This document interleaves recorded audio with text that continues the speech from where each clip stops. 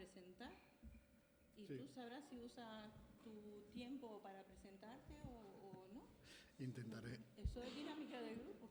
Intentaré aprovechar el tiempo para el todo, si es posible. Pues el tiempo es tuyo, Javier. Bueno, en primer lugar, buenos días y daros las gracias por invitarme otra vez, ¿no? Porque es la segunda vez que participo en esta escuela. Como decía Ana, anteriormente tenía otra responsabilidad en el sindicato, era secretario general de las Comisiones Obreras de Cataluña y, bueno, me vinieron a presentar en una mesa donde hablábamos un poco de lo que era el marco de la acción sindical en el espacio territorial, ¿no? Y compartí aquella mesa con la compañera de Andalucía, Nuria López.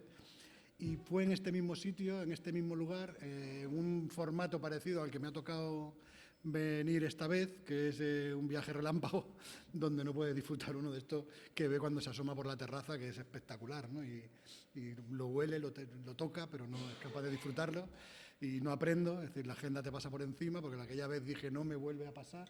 Cuando me inviten otra vez me quedo aquí 2 o 3 días, pero no hay manera, aquí la cosa uno no aprende, ¿no? En primer lugar, por mi condición de anterior secretario general de Comisiones Obreras de Cataluña, quiero hacer algo que te dicen en todas las formaciones de técnicas de comunicación que no se debe hacer, que es pedir disculpas. Pero quiero pedir disculpas por el uso de mi lengua, que en este caso no va a ser el catalán. Es algo mucho más complejo de entender por el común de los mortales, que es cuando hablamos en sindicalista. Y eso intentaré corregirme lo máximo posible, pero ya veréis que cuando acabe mi intervención habrá algunos de los conceptos que seguramente estaréis preguntando, explicando de este tío qué coño me está diciendo, ¿no? En relación a lo que se supone que yo tengo que hacer en el centro de trabajo, en la empresa. Lo digo porque somos tendentes a hablar de una manera muy rara y por eso pedía disculpas de antemano para intentar ver si soy capaz de hacerme entender. Para eso luego seguramente habrá la oportunidad de tener un turno de palabras, supongo, abierto, y podría aclarar aquello que no seamos capaces de plantearlo. Metiéndome en harina, va. Me han realizado el encargo de tener que llevar a la concreción de la acción sindical en el centro de trabajo lo que en teoría son estrategias, ¿no? del marco del confederal, del sindicato, ¿no? Es decir, cómo el sindicato es capaz de definir un proceso reivindicativo de carácter general, de clase, de condición de clase, pero que evidentemente hay que llevarlo al terreno de lo concreto y cómo el sindicato se está planteando llevar al terreno de lo concreto esa estrategia sindical, ¿no? Decía Ana que hace escasos meses hemos cerrado nuestro proceso congresual en el mes de junio, cuando ya se acababa el último nivel en el Congreso Confederal, y allí hemos definido cuáles son las estrategias del sindicato para estos años. Ahora el papel lo aguanta todo y hay que llevarlo a efecto y a lo concreto, ¿no? Y por eso intentaré ser capaz de poner en valor el que es el concepto de la confederalidad, que bajo mi criterio y opinión es la capacidad de tener la mirada de pájaro, ¿no? Es decir, tener una mirada general de lo que es el constructo de una sociedad y tener los pies en el terreno, que es como realmente conocemos la capacidad, ¿no? capilar que tiene el sindicato para poder interpretar en cada momento la realidad de cada ámbito en el que estamos actuando, ¿no? No es lo mismo lo que está viviendo la gente en las Islas Canarias a la que está viviendo en Madrid, o lo que están viviendo los sectores más precarizados de la economía de los servicios con el trabajo que se desarrolla en una parte de la administración pública, ¿no? Es decir, hay realidades tan diversas que para interpretar un mensaje común debería de tener, evidentemente, la interpretación y la traducción de lo que está pasando en cada ámbito del terreno, ¿no? Por lo tanto, para mí, el criterio de confederalidad, el valor más importante de la confederalidad, de ser sindicato de clase, es precisamente ese.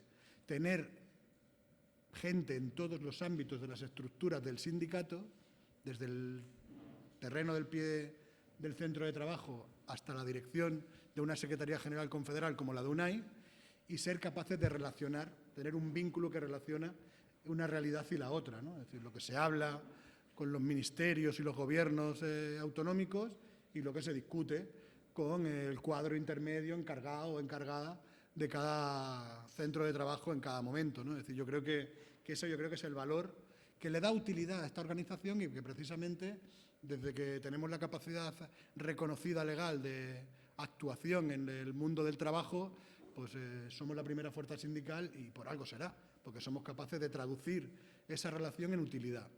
Y ahí es donde yo intentaré, desde ese concepto de valores, intentar llevaros un poco a una reflexión un poco más concreta de cómo estamos intentando reforzar ese escenario para darle traducción a los documentos del plan de acción. Y desde la Secretaría hemos definido una estrategia en cuanto a una serie de líneas de trabajo que me gustaría plantear, que curiosamente tienen todo el sentido del encargo que se me hacía con esta mesa, que lo que pretendemos es darle mayor capacidad de influencia del sindicato en el centro de trabajo. Y lo que queremos es reforzar los pies, ¿no?, en el terreno del sindicato, porque hemos hecho una interpretación en el plan de acción, en los documentos congresuales, hemos hecho una lectura de lo que nos viene pasando como organización en los últimos tiempos, de que estamos perdiendo un poco de presencia real del sindicato en el centro de trabajo, de que se pierde la influencia, no que no estamos y más, porque tenemos más delegados que nunca, más delegadas que nunca. Pero el problema es si la presencia tiene capacidad de influencia para convertir nuestra representatividad en acción y sobre todo que esa acción transforme las condiciones de la gente a mejor, ¿no? Por lo tanto, ahí es donde nosotros le queremos dar traducción en estas líneas de trabajo a esa lectura que hemos hecho política en el Congreso, de que venimos perdiendo un poco de fuelle y hay que necesitar remover nuestras estructuras para mejorar y reforzar nuestra presencia real, efectiva, en el centro de trabajo, ¿no? Entonces, esa estrategia yo la querría plantear, pero teniendo en consideración también qué cosas estamos tratando de las condiciones de vida de la gente. Yo tenía una compañera en Cataluña que siempre me decía lo mismo. Por favor, Javier, habla más de la cosa que de la casa. Es decir, habla más de lo que hacemos que no de lo que somos.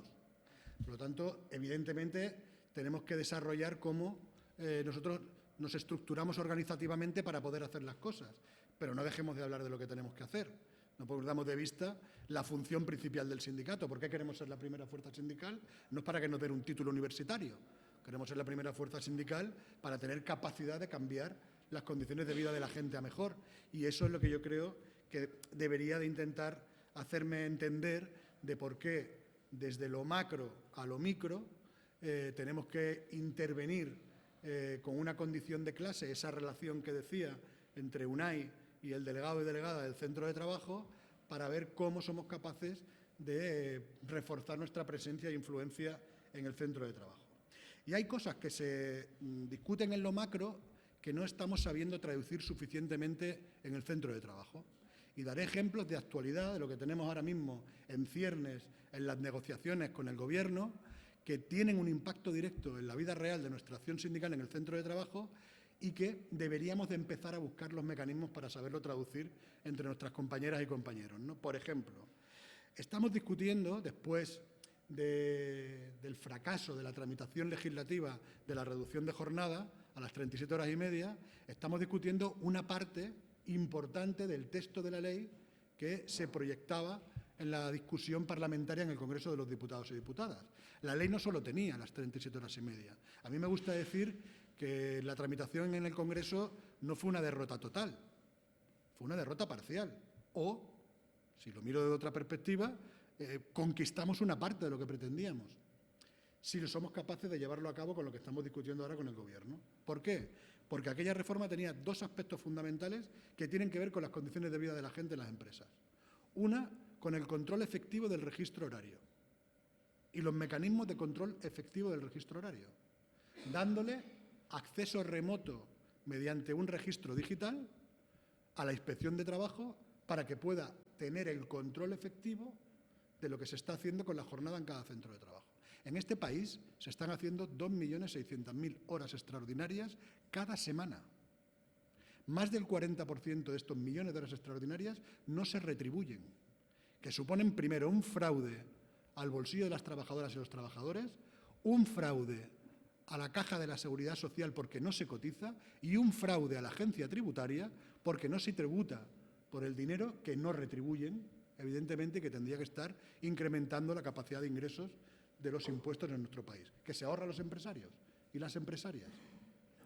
Por lo tanto, si nosotros tenemos elementos efectivos del control del registro de la jornada real que hace la gente, porque la registra la gente, evidentemente estaremos mejorando las condiciones de vida de millones de personas en este país, porque estaremos poniendo coto al presencialismo abusivo que se desarrolla en muchas relaciones laborales en organización del trabajo en la empresa, y estaremos poniendo, evidentemente, la retribución suficiente para aquellos que están abusando de ese uso abusivo de la presencia en la empresa de los trabajadores y las trabajadoras.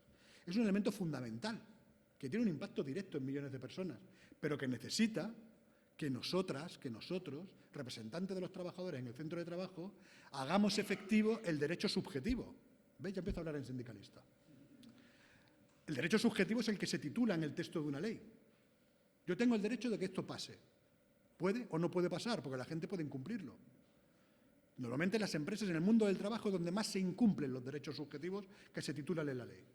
Los empresarios son los más incumplidores de cualquier marco normativo, de la estructura jurídica, del ordenamiento jurídico de nuestro país. No hay en otro sitio donde se incumpla tanto. Ni siquiera en tráfico, como se incumplen en las relaciones laborales en el marco de la empresa. Somos nosotros los que tenemos que ser garantes de que el derecho titulado en el texto sea efectivo en la realidad. Somos nosotros que el registro horario tenemos que ser pendientes y vigilantes de que realmente se está cumpliendo en función de lo que dice la ley. Que hay una jornada máxima anual, que hay una jornada distribuida de manera irregular en el convenio colectivo y que hay un tope máximo para la realización de las extraordinarias. Somos nosotras y nosotros lo que haremos el derecho subjetivo a un derecho efectivo que se traduzca en una mejora directa de los millones de trabajadores y trabajadoras. Eso lo estamos discutiendo en la mesa del diálogo social. Si no tiene una traducción directa a los centros de trabajo, pues para cuenta de inventario, ¿eh? Tendremos allí un texto, bueno, nos estamos evidentemente rompiendo los cuernos para darle fundamentación jurídica, para que no vengan sentencias que se la lleven por delante, pero evidentemente eso puede tener o no traducción a la realidad en relación a lo que hagamos en cada centro de trabajo. Y aquí está la estrategia sindical que hablaré al final, ¿no? Lo mismo nos pasa con el salario mínimo interprofesional, ¿no? Ahora estamos con un elemento fundamental del salario mínimo interprofesional, que es cambiar las condiciones de aplicación efectiva de las subidas anuales de la cuantía del salario mínimo. Las cuantías del salario mínimo estaban siendo absorbidas en una parte importantísima del mundo del trabajo por la vía de la compensación y absorción de los complementos salariales. Tenemos un salario mínimo que ha tenido una subida exponencial en los últimos años, que ya se ha puesto al nivel de muchas de las categorías de las tablas salariales de muchos convenios colectivos. Por lo tanto, lo que estamos discutiendo en el salario mínimo tiene un impacto directo en lo que queramos explicar, en lo que queramos traducir, en lo que queramos hablar con los compañeros y las compañeras que son afectadas por millones por la decisión que se va a adoptar en esa mesa de negociación del salario mínimo interprofesional. Estamos hablando del salario, ¿eh? No estamos hablando del derecho al acceso a la formación, que todo el mundo, salvo en estos espacios, lo considera en las mesas de negociación colectiva como una María. No, estamos hablando del salario. Y el salario debería de ser probablemente el principal motor organizativo que tiene el sindicato para aglutinar los intereses de los trabajadores y las trabajadoras. Y lo estamos discutiendo en ese concepto de confederalidad, en lo macro, en las mesas con el Gobierno, pero que tiene un impacto directo con la gente. ¿Cómo traducimos esa estrategia sindical en lo concreto en cada centro de trabajo? Porque creo que es fundamental que tengamos la capacidad de poder conectar, ¿no?, la capacidad de lo que es el diálogo social, que a mucha gente le suena chino cuando habláis con ellos en el centro de trabajo. ¿Qué es eso del diálogo social? Son 4 que se juntan alrededor de unos platos de gamba a hablar de las cosas que les interesan a ellos y a ellas. No, el diálogo social tiene que ver con esto que os estoy explicando, que deberíamos de ser capaces de traducir en estrategias sindicales de lo concreto, ¿no? Por eso creo que es una herramienta que organiza tanto la distribución de la jornada, el control de la jornada, como la afectación salarial, que tiene un impacto en las personas que en más situación de precariedad viven, son los salarios más bajos, y que tiene un empuje como palanca para poder incrementar el conjunto de las estructuras de los salarios, porque si empujamos por abajo, se supone que tiene que ser como un efecto palanca, ¿no? tiene que subir el resto de condiciones salariales. ¿Cómo vinculamos eso como una estrategia sindical? ¿Qué papel le damos a la negociación colectiva? ¿O solo nos fijamos en el IPC para mirar incrementos salariales? Nos vamos al terreno de las inercias en las que nos hemos colocado en estas últimas etapas, que provienen de la crisis del 2008, que evidentemente deterioraron mucho nuestra capacidad de reivindicación, pero seguimos con esas inercias en las cuales nosotros nos discutimos por la vía de referencias planas que dependen de terceros, que ponen los criterios de indicadores para calcular, como por ejemplo el IPC, en el que no contemplan la vivienda, cuando ahora mismo es el principal factor de peso en los costes que tiene un trabajador o una trabajadora para poder disponer de su renta suficiente, de su salario suficiente. ¿Son esas nuestras referencias? Esta estrategia que estamos implementando, que va de abajo a arriba, sobre el impulso que da el salario mínimo interprofesional, no tiene que formar parte de las propuestas en la negociación de los convenios colectivos. ¿Es que los convenios colectivos no les interesan a la gente que estamos organizando en cada centro de trabajo? ¿Es que no hablamos de eso? ¿Es que un convenio colectivo es el contrato de alquiler que hacen dos personas como si fuera un acto administrativo donde se supone que le conceden los derechos a la gente que están vinculados al convenio colectivo? De eso hablaré al final, de cómo se gestionan los procesos de negociación y de cómo deberíamos estar gestionando los procesos de negociación. Porque si el sindicato se articula porque comparte intereses colectivos, porque si fueran intereses individuales, los relaciona un contrato individual de trabajo, empresa-trabajador. Si el convenio colectivo no es como articulamos el sindicato porque no lo hacemos partícipe a la gente, ¿dónde están nuestras herramientas? ¿Cómo organizamos a la gente? Como si fuéramos agentes comerciales, que vamos a las empresas y vamos diciendo a la gente, oye, mira, yo tengo un buen currículum, tengo una buena referencia, he podido conseguir este tipo de cosas, pero como vivo de réditos, vente conmigo simplemente para ver si seguimos viviendo de réditos. Las cosas no nos las dan regaladas, ¿eh? El sindicato seguirá siendo primera fuerza sindical, tendrá referencialidad entre la clase trabajadora en función de lo que vayamos haciendo, en función de lo que entre todas y todos vayamos haciendo, ¿no? Vamos a discutir sobre otra herramienta, que es la herramienta del despido. Reformar el despido es cerrar el círculo de la reforma laboral, ¿eh? Mejoramos el acceso al mercado de trabajo por la vía de la contratación indefinida. Acabamos con la precariedad de la contratación temporal. Nos queda por ahí algún agujero, que es la contratación a tiempo parcial, que evidentemente es un foco de precariedad que debemos de plantear. Algún otro agujero con los periodos de prueba en los despidos que tendríamos que resolver. Pero por eso mismo, cerrar el círculo con la entrada, mejora de la entrada en el mercado de trabajo, la mejora de los equilibrios para la negociación colectiva mientras permanecemos en el mercado de trabajo, la ultraactividad, la prevalencia aplicativa de los convenios sectoriales sobre los convenios de empresa, que querían cargarse los derechos por abajo, intentando aprovecharse de la debilidad de la gente. Ahora falta cerrar el círculo. El círculo era, generamos la estabilidad dentro del mercado de trabajo y no entrando y saliendo. Entro barato y salgo barato, que era la fórmula del Partido Popular. Esto es, nos quedamos en el mercado de trabajo y nos habilitamos herramientas para poder estar dentro del mercado de trabajo sin sufrir las consecuencias que tiene un despido. Que nos ha tenido que venir la Unión Europea a decirnos cuáles son las consecuencias que tiene un despido. En el Comité Europeo de Derechos Sociales, para aplicar la Carta Social Europea ante las reclamaciones de comisiones obreras UGT, nos han dicho que las indemnizaciones en los despidos en nuestro país no son reparadas suficientemente, no tienen indemnizaciones adecuadas y no conlleva el poder sufragar los costes financieros que tiene una persona cuando asume un despido y reclama.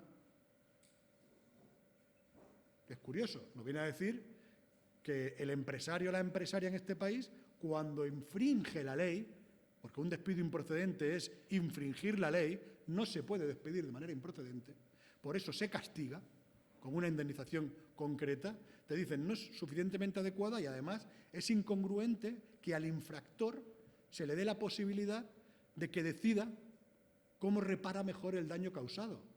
Por ejemplo, con el carácter de readmisión.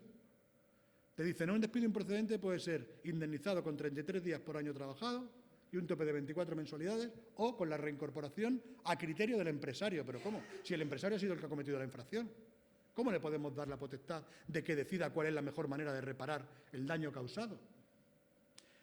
Por eso, fijar con una reforma del despido esta situación es cerrar el círculo para evitar que la salida barata del mercado de trabajo sean las fluctuaciones de la utilización de las crisis en las empresas sobre la vía de tiro y cojo a la gente por la vía que me interesa. Ese despido no va a abrirse camino, ya no creo, que se abra camino por la vía del marco legislativo. Ya hemos visto lo que ha pasado con la reforma de la reducción de la jornada. Imaginaros cuando llega al Congreso de los Diputados y las diputadas la reforma del despido. Es decir, la patronal se ha puesto de uñas, que ya ha anunciado que se levanta de la mesa y, evidentemente, la derecha no va a querer oír ni hablar de modificar la reforma del despido. Entonces diréis, ¿y por qué hacemos esto entonces? Porque no deja de ser una herramienta para nuestra acción sindical. Porque tenemos una parte que la avala la doctrina, otra parte que la avala la normativa europea y, por lo tanto, una acción sindical que tenemos que hacer que llegue a cada uno de los tribunales para que se apliquen las condiciones de despido que nosotros queremos que se apliquen para forzar que al final el legislador tenga que cambiar la norma. Y conseguir desde la acción sindical que cambie el derecho titulado. Conseguir desde la acción efectiva de que se afecte directamente a las empresas que incumplen con la ley despidiendo a la gente para que eso al final se convierta en un derecho titulado, una modificación normativa en ese sentido. Todo eso va a requerir que las diferentes estructuras del sindicato, federaciones, territorios, nuestros servicios jurídicos, nuestras secciones sindicales, empiecen a articular toda una estrategia en relación a cómo afronta la confrontación delante de cada despido que se haga en este país. Por eso hacemos una propuesta. Es macro, pero su efectividad la tendrá si somos capaces de desarrollarla en lo micro. Si hablamos con la gente de cómo nos protegemos frente al despido.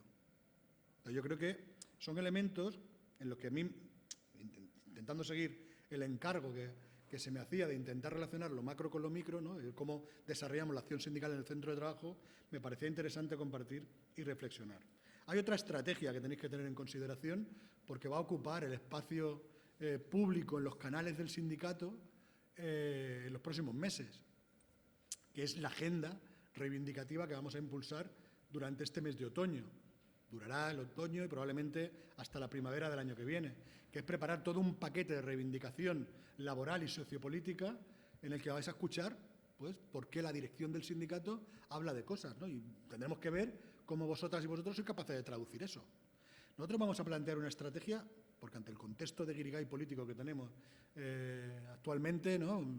Mis paisanos de Junts diciendo que rompen lo que ya estaba roto, Extremadura convocando elecciones autonómicas, Castilla y León y Andalucía esperando a ver cómo eligen el mejor momento para seguir convocando, metiéndonos en un ciclo electoral donde todo el mundo da por agotada la legislatura, donde nadie habla de otra cosa que no sea de estas cosas, cómo nosotros somos capaces de ocupar un espacio en el carril entre las trabajadoras y los trabajadores para poder tener la agenda sindical que no quede ahí en un cajón retirada, ¿no? Y ahí nosotros nos planteamos una estrategia que se desarrollará en cada ámbito concreto, una parte de manera unitaria con la UGT y otra parte no.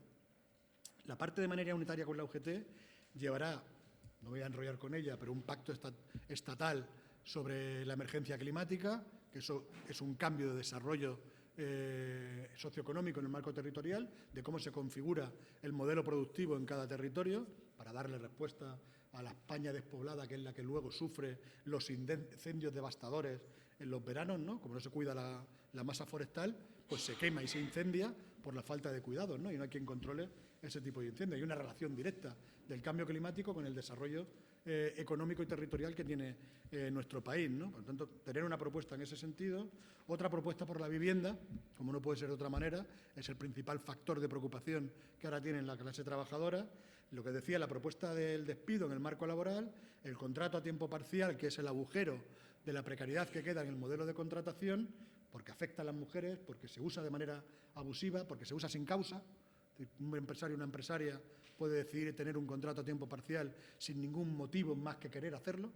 Es decir, no tiene ningún sentido normativo que le diga, no, este contrato tiene que ser a tiempo completo, no tiene que ser a tiempo parcial. Es decir, puede contratar a 2 de 4 horas para hacer una cobertura de una faena de 8 horas. No hay ninguna limitación al respecto. y seguiremos hablando, evidentemente, de la reducción del tiempo de trabajo. Y, cómo no, la propuesta para la renovación del acuerdo estatal por el empleo y la negociación colectiva, que es el convenio de convenios. Es lo que marca la referencia que luego tiene que traducirse en cada convenio colectivo. Claro, en pararé un poco al final. Pero ¿por qué no todo va con la UGT? Porque, por ejemplo, en materia de modelo productivo no estamos del todo de acuerdo. Ellos ahora mismo se han tirado al charco con una posición a la hora, por ejemplo, del cierre de las nucleares, donde no estamos de acuerdo. O se han tirado al charco en un modelo de aplazamiento de la descarbonización de los motores de combustión del sector de la automoción, en la que no estamos del todo de acuerdo. Tienen unos planteamientos en materias migratorias, y si no tenéis que escuchar algunas de las declaraciones del secretario general de la UGT en esta relación, en la que no podremos estar de acuerdo. Por lo tanto, hay elementos también de carácter de participación institucional y democrática en la que nosotros no ponemos los recursos para el sindicato como un principal objetivo, y ellos sí, en la que no podemos estar de acuerdo, porque nosotros queremos hablar de la cosa y no de la casa. Entonces, hay elementos que no plantearemos de manera común y será una estrategia del propio sindicato, y habrá este paquete que os he explicado de esas medidas que serán presentadas, si no pasa nada, pues seguramente a finales de noviembre, principios de diciembre, de manera unitaria con la UGT. Pero que os suenen todas estas cosas. Pero todas estas cosas tienen traducción en lo concreto, como os he explicado. ¿Qué os voy a decir del contrato a tiempo parcial? ¿Qué os voy a decir del despido? ¿O qué voy a decir de la negociación colectiva? Tienen elementos que, evidentemente, fundamentalmente, van a tener que ser discutidos y traducidos en el centro de trabajo. ¿Qué hablaremos para la negociación colectiva? ¿Qué estamos proponiendo para hablar para la negociación colectiva? Salarios, incrementos que sigan recuperando la senda del poder adquisitivo, incorporar alguna serie de relación de los costes de la vivienda con el salario, sobre todo en zonas tensionadas que tienen que ver con la movilidad y la ocupación de las trabajadoras y los trabajadores, que hay un problema ya, incluso de acceso a la vivienda para poder desempeñar el trabajo, ¿no? Voy a decir, en zonas de las islas, tanto en las Canarias como en las Islas Baleares o en Cataluña, las zonas que están más tensionadas por el turismo, que sufren las consecuencias del acceso a la vivienda de trabajadores y trabajadoras que no pueden desplazarse de manera geográfica para poder cubrir con sus funciones, ¿no? También hablaremos de intentar corregir las desigualdades que se producen en la renta salarial. La economía en España va como un tiro. Estamos rompiendo récords de todo tipo. Somos la economía que más crece, la segunda que más crece de la OCDE, la primera que más crece en la Unión Europea. El IBEX está marcando récord esta semana, que se está poniendo como la bolsa con más rentabilidad del mundo. Es decir, pero eso es para ellos. A los nuestros no les llega. Los nuestros no tienen para poder pagar el alquiler. Hay mucha más gente de las nuestras que no le llega ni para final de mes, aunque están recuperando salarios, aunque ha subido el salario mínimo, aunque estamos intentando mejorar los salarios de los convenios colectivos, que están mejorando por encima de la inflación. El último dato que teníamos de los salarios de la estructura salarial, estábamos en torno al 4,1% de incremento salarial medio, y la inflación la teníamos al 2,5% acumulada este año. Ganamos poder adquisitivo, pero no es suficiente. Y los que menos ganan, menos todavía. Por lo tanto, queremos hacer una propuesta que corrija eso, que tenga propuestas graduales de incrementos salariales en función de cómo sales de partida con los salarios más bajos. Eso va a tener una discusión en los centros de trabajo, ¿eh? Porque eso es elaborar una propuesta que no es lineal para todo el mundo, ¿eh? Que vamos a tener que batirnos el cobre con un concepto de clase para decir que nosotros tenemos que reducir las desigualdades y que no se puede pedir en estos momentos lo mismo para el de arriba que para el de abajo. Y en las empresas nos van a decir, no, perdona, sube para todo el mundo igual, ¿eh? Y en muchos sitios donde tenemos organización, nuestra gente nos va a decir, no, sube para todo el mundo igual. Pero claro, si nosotros llevamos estas propuestas por arriba, es porque en teoría tenemos que hacerlas que sean compartidas por abajo. Que nuestros cuadros sindicales, que nuestros delegados y nuestras delegadas en los centros de trabajo configuren una posición con esa propuesta.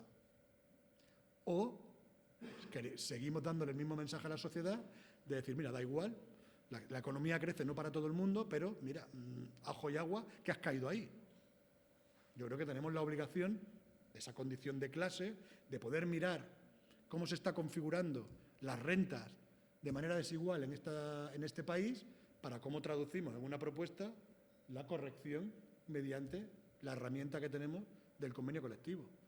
Otra cosa es cómo nos batimos el cobre en todos esos debates, en las plantillas, ¿no?, de cada centro de trabajo, que ahí es donde la organización, como decía, tiene que ganar no solo presencia representativa, sino influencia sindical con las plantillas del centro de trabajo, ¿no? Hablaremos del tiempo de trabajo, hablaremos de la igualdad, de migraciones y jóvenes, de la prevención de riesgos laborales, porque tenemos que darle frente a la batalla de la ofensiva patronal con relación al concepto de absentismo, ¿no?, que lo quieren mezclar todo para intentar meterle mano a dos cosas fundamentales que no podemos permitir. Una, que toda la estructura de salarios que se ha vinculado a los complementos para compensar la situación de incapacidad temporal, porque enfermamos, porque el problema no es que haya más absentismo, el problema es que enfermamos más. Y por lo tanto, tenemos que darle respuesta a esa situación, y ellos quieren meterle mano a la situación de la consideración de pluses que están vinculados al absentismo para hacer una reducción directa de sus costes salariales, y dos, quieren privatizar la gestión de las incapacidades temporales mediante las mutuas, sacándola del sistema de salud, de los criterios del sistema de salud, para economizar y materializar las condiciones de nuestra salud por la vía de la gestión, que evidentemente es empresarial, de una mutua, porque sí, son colaboradoras con la Seguridad Social, pero son de patrón privado. Es decir, las mutuas, en los consejos de administración están aquellos que pagan las cuotas, que son los empresarios, los patronos. Por lo tanto, los criterios de la mutua, de la vigilancia de la salud, pues son privados. Y esas dos cosas son fundamentales, a las que han puesto el cuerno para intentar sacar eso en la negociación colectiva, y nosotros tenemos que preparar toda una estrategia en la prevención de riesgos laborales para contrarrestarlo. Por ejemplo, el tamaño medio de la empresa en este país, en más de un 90%, tiene menos de 10 trabajadores y 10 trabajadoras, donde los servicios de prevención están externalizados. Los servicios de prevención externalizados están dando cobertura de media a cada empresa 3 horas al año.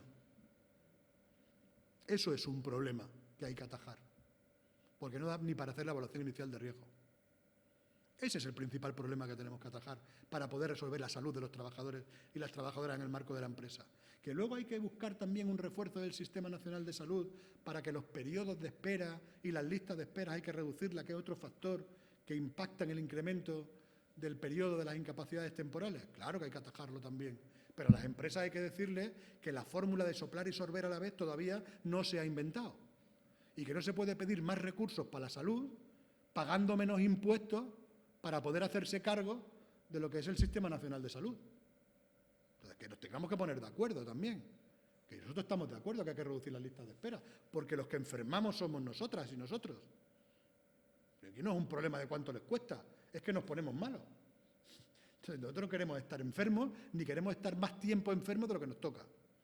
Por lo tanto, eso hay que corregirlo, pero para eso hace falta recursos que evidentemente se construyen con la contribución progresiva de quien más tiene, más pone, a la hora de sostener nuestros pilares del estado de bienestar, como es, por ejemplo, el Sistema Nacional de Salud Pública, ¿no? Por lo tanto, ahí tenemos un elemento de batalla importante. Hablaremos, evidentemente, de los cambios que se están produciendo por las transiciones en el modelo productivo, los efectos climáticos, los efectos de la digitalización, de derechos de participación y de articulación de la negociación colectiva. Con eso construiremos toda una propuesta que la tenemos que discutir con la UGT, que tendrá que pasar a negociación con la COE y con la CEPIME, y que ya veremos si somos capaces de llegar a un acuerdo, que, como pasó con el 5º acuerdo por el empleo y la negociación colectiva, marcó de manera muy importante las referencias, sobre todo, en los incrementos salariales de la gran mayoría de convenios colectivos, suponiendo un giro radical desde de alcanzar su firma de lo que estaba pasando en los convenios a lo que empezó a pasar después. Por lo tanto, lo que pactemos aquí pasará allí. Y eso será importante que lo podamos plantear. ¿Qué nos vamos a proponer? Iniciar toda una campaña de participación de las trabajadoras y los trabajadores en la negociación de la ANC. Primero, con una consulta que haremos a la afiliación sobre qué prioridades tiene que se incorpore a la negociación colectiva, de lo que nosotros estamos definiendo de estos bloques, qué es lo que prioriza a la negociación colectiva, que nos dé ideas de participación directa de las trabajadoras y los trabajadores, y haremos también un webinar dirigido a todos los cuadros sindicales, hasta las secciones sindicales que tienen que ver con la negociación de los convenios colectivos, para explicarle con más detalle de lo que yo explicaba ahora, lo que significa la propuesta que hemos construido para el acuerdo estatal de la negociación colectiva. Construiremos una guía de criterios de la negociación colectiva que, si se queda en un papel ahí puesto en el cajón y no lo lleváis a las negociaciones, pues la mayoría de las propuestas no avanzarán en las plataformas reivindicativas, ni mucho menos en la mesa de negociación. Por eso ahí es importante que relacionemos de nuevo lo macro y lo micro, ¿no? Y acabo, Ana, para dar paso a las palabras, con cómo pretendemos reforzar el papel de nuestra gente en las empresas, ¿no? Mira, nosotros en los objetivos de la Secretaría nos hemos planteado 3 cosas. Una, nuestra Secretaría de Acción Sindical y Transiciones Estratégicas. Digo, ¿y esto qué es? Pues esto es que el modelo productivo se está transformando a una velocidad increíble, fruto de los cambios que se están produciendo por el impacto de la digitalización, que es lo que le ha imprimido velocidad a los cambios de las formas de trabajar. Si no, miremos lo que ha pasado y lo que está pasando con la inteligencia artificial o con la automatización de procesos, ¿no? Cómo nos está cambiando la forma del trabajo, cómo tiene incluso impactos en el empleo.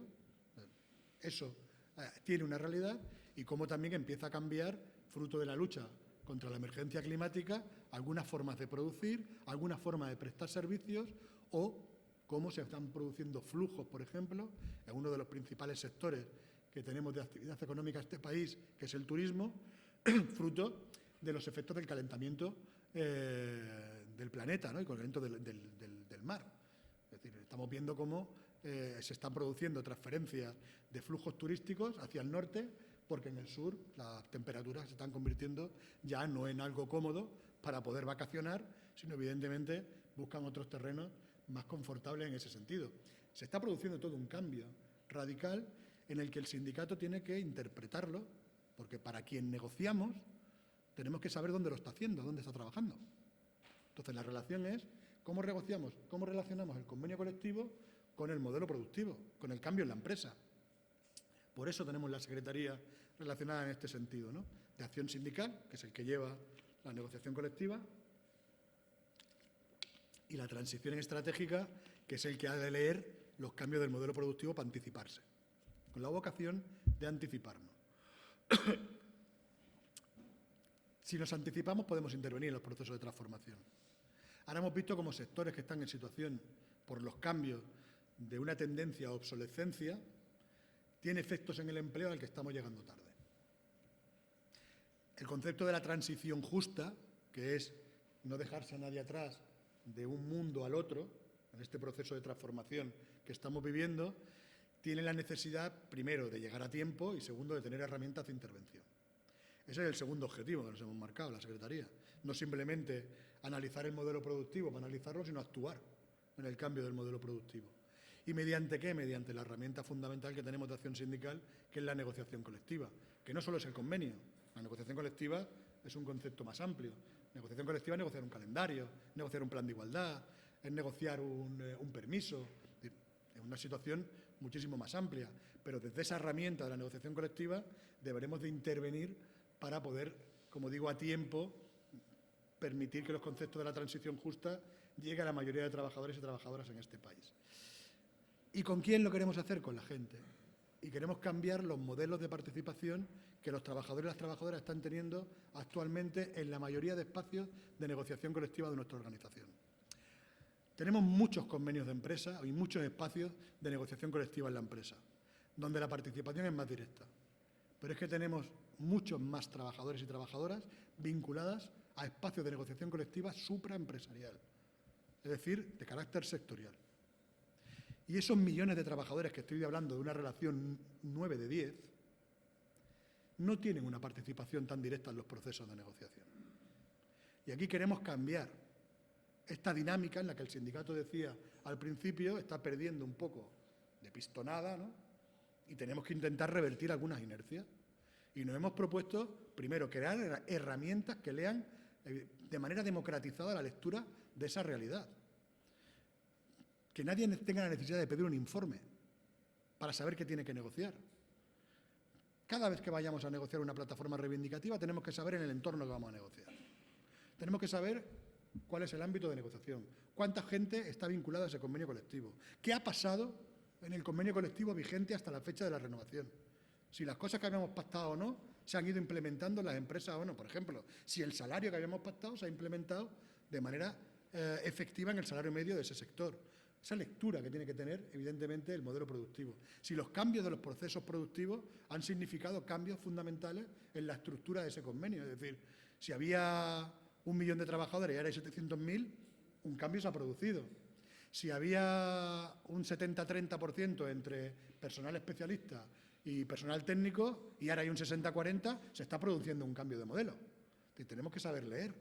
No vaya a ser que pidamos cosas para los especialistas y tengamos más técnicos que especialistas en el convenio colectivo. Y luego la gente dice, bueno, ¿qué me estáis pactando? Que esto a mí no me llega. Por ejemplo, ¿no? Por intentar simplificarlo y un poco llevarlo al absurdo, ¿no?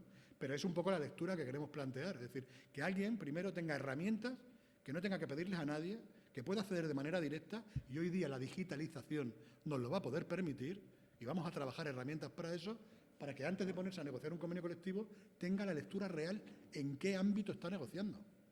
Y que no se coja la plataforma anterior, la reproduzca con un corta y pega y se ponga delante del empresario a negociar. Que también es un poco absurdo, pero nos pasa un poco. Nos pasa un poco. Por eso mucha gente no nos entiende y no nos sigue. Porque si no estamos al lado de la gente intentando interpretar qué es lo que está pasando, pues mucha gente se desconecta de lo que estamos negociando. Sobre todo en esos espacios donde la relación no es tan directa, porque evidentemente nuestras estructuras sindicales no tienen capacidad para estar cada mañana en cada centro de trabajo.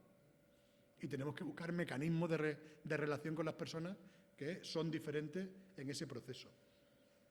Pero tenemos que ver qué pasa cuando abrimos una mesa de negociación. Lo decía antes, cada vez hay más espacios de negociación que es una acción de carácter administrativa, donde nos pensamos que somos ministros sindicales, ministras sindicales, que nos ponemos en una mesa de negociación y proveemos de derechos a la gente porque somos más listos que ellos y ellas. Eso no vale, aquí no va de ser listos, aquí va de cuántos tenemos, cuántos somos detrás de la propuesta y no cuánto mejor es la propuesta. Un convenio bien explicado, aunque tenga peores condiciones, arraiga más la capacidad de mejorar los derechos que un buen convenio en condiciones y muy mal explicado que la gente no lo defiende, ¿eh? Porque el empresario nunca tendrá vocación de aplicarlo.